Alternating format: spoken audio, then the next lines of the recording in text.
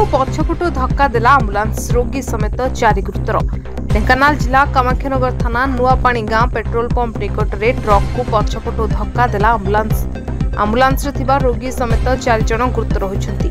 गुरुतर माने हेले राउरकेला अंचल एवं आंबुलांस रे राउरकेला भुवनेश्वर रोगी नहीं जाउथबा बेले दुर्घटना घटिछि। एबे असावधानता हेतु ट्रक पछरे आंबुलांस रे पिटी हो जाइतला। समस्त गुरुतरों को कामाख्यानगर मेडिकल रे भर्ती करा जाइछि। कामाख्यानगर प्रकाश कुमार पात्रों को रिपोर्ट द न्यूज टुडे।